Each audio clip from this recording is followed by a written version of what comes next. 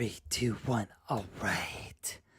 Welcome back, ladies and gentlemen. It's your boy Razor from RazorTube coming at you with some good news today. Today we're going to be talking about the next gen version of Rust Council Edition and how it's out now for the PlayStation 5 and the Xbox. All right, with that being said, we got a new dev blog. If you've seen on my thumbnail, there's tons of exciting things in the near future for the new gen. So get ready. All right, so this dev blog was written by Ruszilla. He's one of the community managers at Double 11. Never met him, never talked to him. Pretty good dude, I guess. So, anyways, let's get into it. It says, hello, survivors, and welcome to the first dev blog for the new gen version of Rust Council Edition. A huge thanks to everyone who joined us in early access. We're excited to deliver a smoother, more immersive survival experience to the island. Was it a very exciting early access? Not really, I don't think. But here we go. Here's what the first new gen update has in stores. Airwolf, you'll be able to get minis, attack helos, and scrap helos in it. You find that in Bandit Camp. So you go to the Airwolf shop, buy any of those three types of vehicles, you're good to go. Mini copters have been a huge legendary vehicle inside of Rust Council, or I should say Rust in general, that came to Council finally, which is great.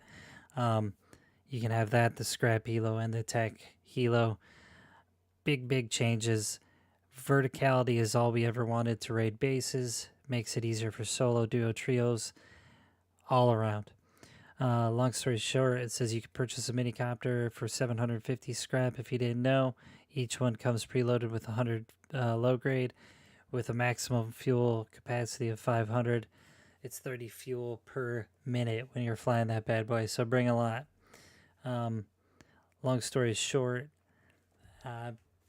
there's a pilot and passenger seat for the minis and the attack helos. For the scrap helos, you can hold a lot more people in there, which is pretty dope. For scrap helos altogether, you're paying 1,250 scrap for it. Same thing for your fuel consumption. And the heli is not limited to 2 players like the Mini. There are 2 seats available for players in the front, but it doesn't use traditional vehicle seating modules in the back. So you could stand, crouch, do whatever, and bring all your boys. Attack helos are a big deal now. Not only do they fire missiles, it has like an AK on the front of it, which is dope. So you have one person shooting the gun, the other one flying and shooting the missiles. Pretty awesome. Now remember, you got to load all this stuff in general, so it's going to cost you 2,250 scrap. Like the Mini has 2 seats, 100 fuel, max capacity is 50. Awesome. If you want to read most of this, you can go to their dev blog on their Discord, but that's the gist. There's aerial vehicle controls now. Default controls for aerial vehicles. If you want to know the layout of them, you can go into the controller layout menu to customize layouts and swap special actions. SAM sites now are a big deal. They have 1,000 HP. You can go to the weapon shop in the outpost and get them for 500 scrap. Learn them. They're great. They just basically keep any air vehicle away from your base. So if you're afraid of Zergs coming to do a top-down raid, you can do SAM sites. Another big deal for you crazy solos out there that like to raid by yourself. If you want to get into a base, you can parachute in now. You can now get on top of high positions and literally jump with a parachute into somebody's base. Keep in mind, SAM site can still lock onto you because you're technically an aerial vehicle. So watch your butt. I think they're awesome. I've used these in the past to solo raid. It's a great thing having the parachutes. Homing missiles and launcher. Now there's a lot of controversy around these because in the early access that was free not to play. There was a glitch where people were locking onto aerial vehicles, aiming the homing missile at a base and literally obliterating metal walls, armored walls with 3 to 4 rockets. They said they fixed it with this last update with a server side fix, which seems to have worked, but we don't know. We'll see what happens in the first wipe. Keep in mind for monthly and weekly servers, there's going to be a soft wipe, so all bases are wiped, but BPs are still intact.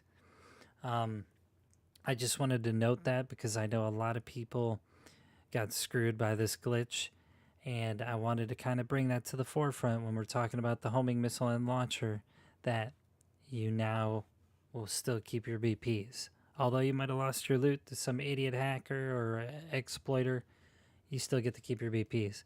They do too, which is unfortunate, and I think anybody that has clips of these idiots needs to literally get their gamer tag and get them banned by turning them into 11. It's against TOS to use exploits to gain advantage. That's just me. Long story short, hot air balloons, they're great. I suck at flying them. They're 150 scrap to purchase, and you get them at the bandit camp.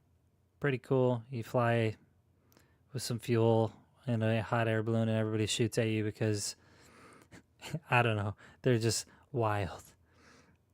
All right. Other big changes include building animations. Just like on PC now, you're going to see building animations when you're building your base and you're putting up those building blocks like foundations, walls, ceilings, and whatnot. Also, what's going to be coming with this wipe is the new building skins.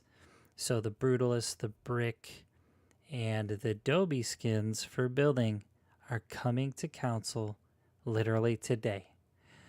It's going to be awesome. Now, there was leaks about that, and on top of that, I'd like to mention that there was a leak of a TC new skin, but we'll see if that comes into play. They haven't mentioned anything yet, but I think that's pretty cool because it adds that real good granule feel to building.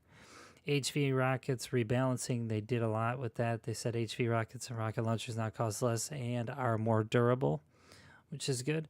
Rocket launchers can now be crafted on a tier 2 workbench instead of 3, and the HV rockets are also more lethal against players and vehicles and have also been reduced to the tier 2 workbench.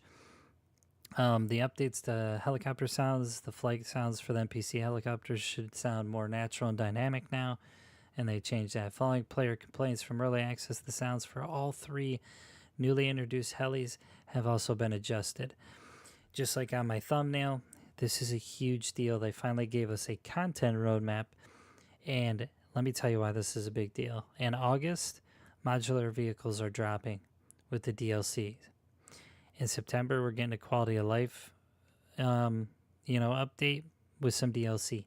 In October, we're going to see the MLRS and the desert bases come into Rust Council Edition with the DLC.